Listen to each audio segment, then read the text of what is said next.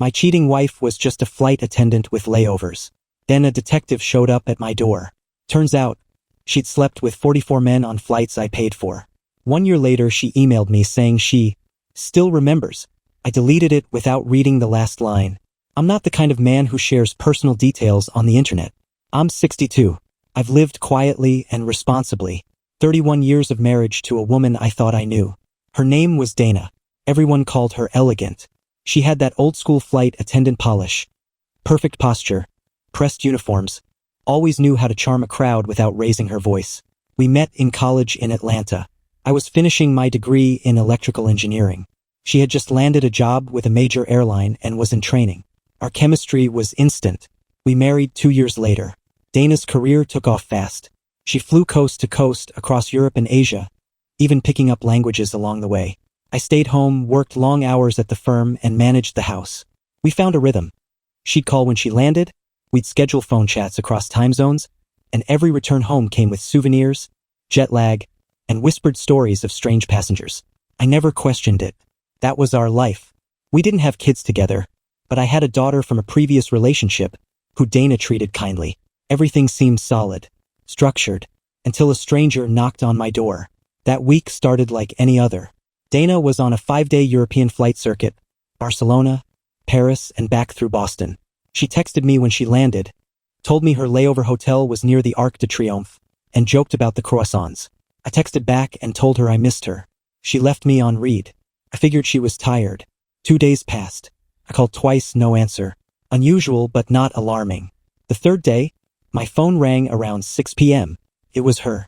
She said, "Hey, I'm sorry I went quiet. We landed late, and the crew all went out for food. I crashed early." I told her I understood. She sounded normal, just a little rushed. I didn't think much more about it, until the knock at the door. It was a Thursday evening, late October. The porch light had just kicked on automatically. I was in the living room watching an old Hawks game replay when I heard it, 3 firm knocks. I opened the door. A man in his early 50s stood there. Black trench coat, worn badge, thin folder in hand. "Mr. Emerson?" "Yes.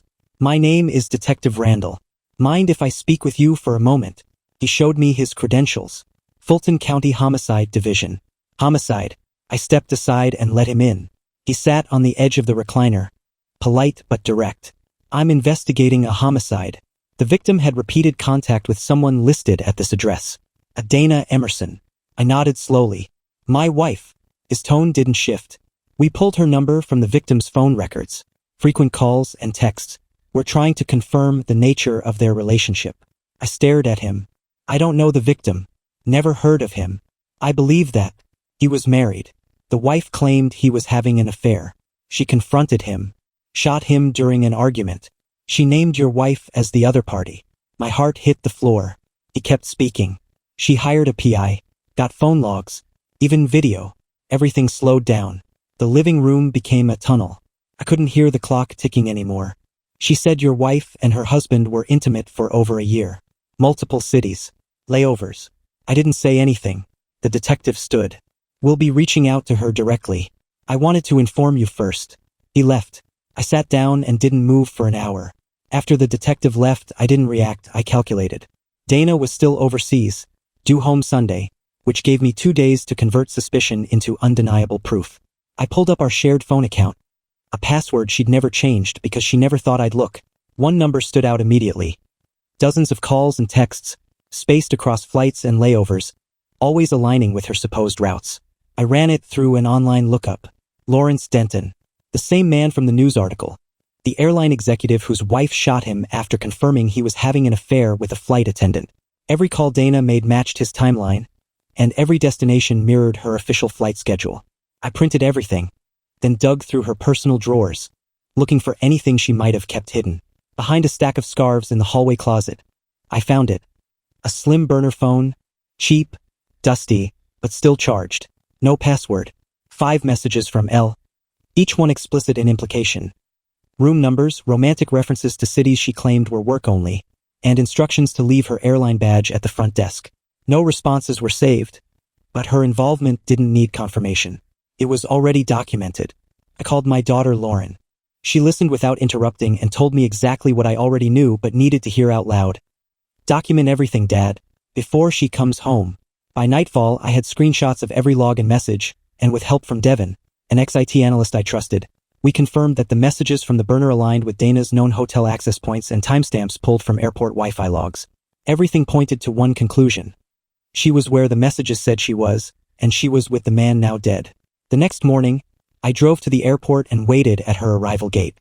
When Dana stepped off the plane in full uniform, she spotted me instantly and stopped mid-step, the confident travel smile slipping from her face.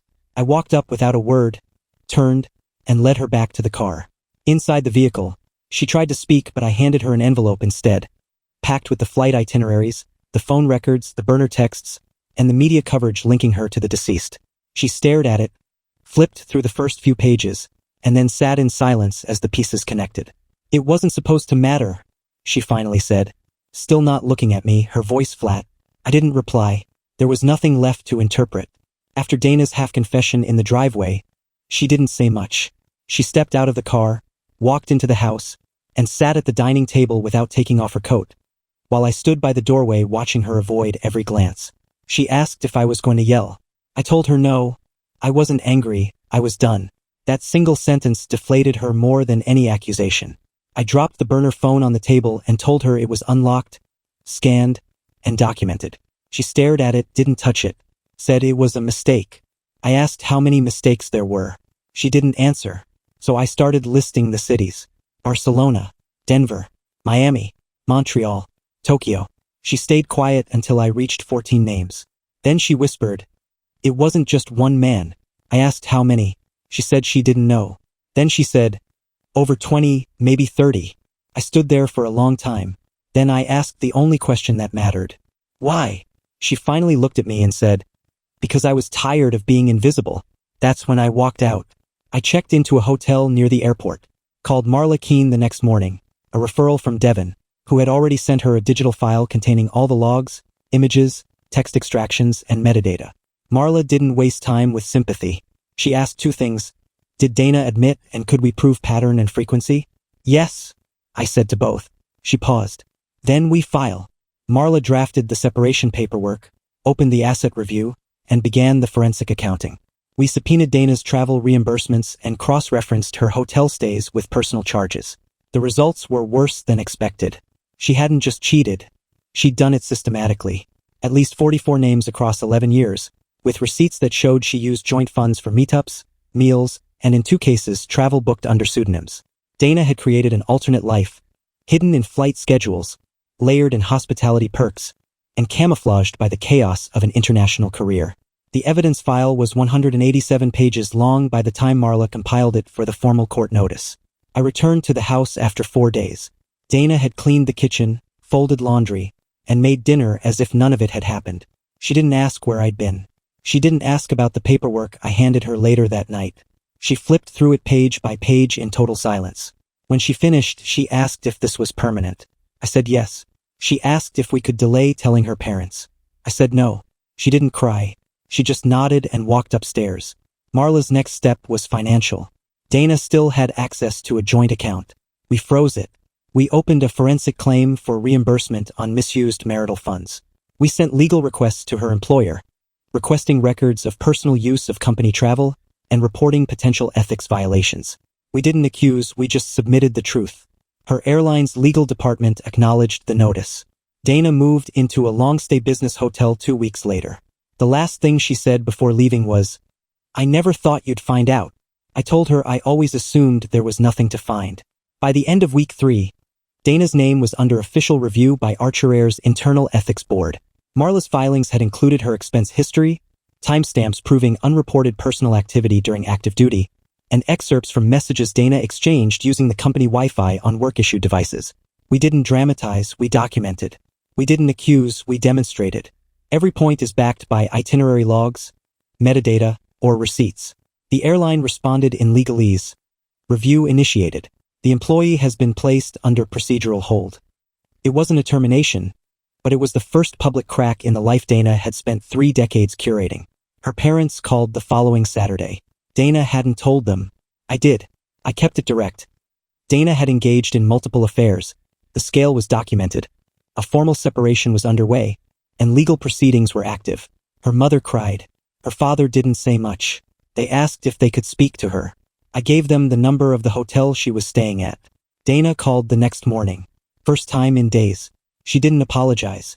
She asked if we could reframe the language in the filing. Reframe? I asked. So it doesn't affect my retirement plan.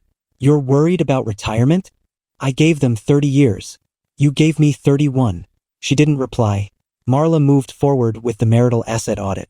Dana's retirement was off the table, her contributions were independent, but we had claims on shared investments, joint property equity, and reimbursement for misused funds. Marla found over $62,000 in unapproved charges spanning 9 years. Everything from boutique hotel stays to flights she claimed were rescheduled, but were in fact private getaways with affair partners. All of it is billed through shared credit or travel accounts. The law classified it as marital waste. We added the figure to our counterclaim. Dana responded through her attorney a week later. Her proposal was the bare minimum. Split the house equity 50-50, waive reimbursement, and dissolve quietly. Marla rejected it within the hour. We weren't negotiating denial. We were processing accountability. A formal deposition was scheduled. Dana showed up in a gray suit, her badge missing from her lapel for the first time in years. Her lawyer tried to delay certain questions. Marla shut it down.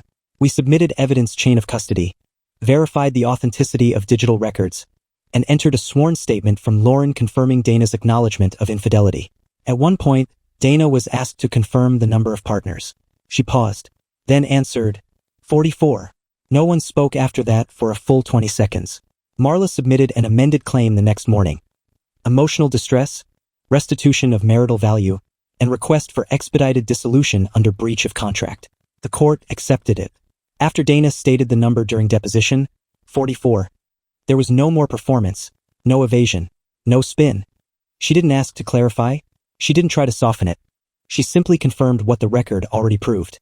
2 days later, Marla called and said Dana's legal team would likely pivot toward the settlement because the posture had changed from defense to damage control, and we needed to be ready to sift through concessions without emotion. Dana's attorney sent a revised proposal offering to forfeit her share of the marital assets if we dropped all restitution and emotional damages claims, allowed her to keep her retirement account, and released her from further financial obligation. Marla responded that consideration would only follow full acknowledgement of liability and secured repayment terms, and we received no reply. While the negotiation stood still, Archer Air finalized their investigation and issued formal termination citing ethics violations including unauthorized use of corporate travel, concealed conflicts of interest during operational hours, and conduct incompatible with the trust standards of her position, resulting in forfeiture of her pension benefits and revocation of her retiree privileges. 3 decades undone by a chain of calculated personal choices. That night Dana bypassed her legal counsel and emailed me directly with a short message admitting responsibility, stating she had destroyed her own life, that she wasn't asking for forgiveness but hoped someday I would understand the fracture that led to her choices.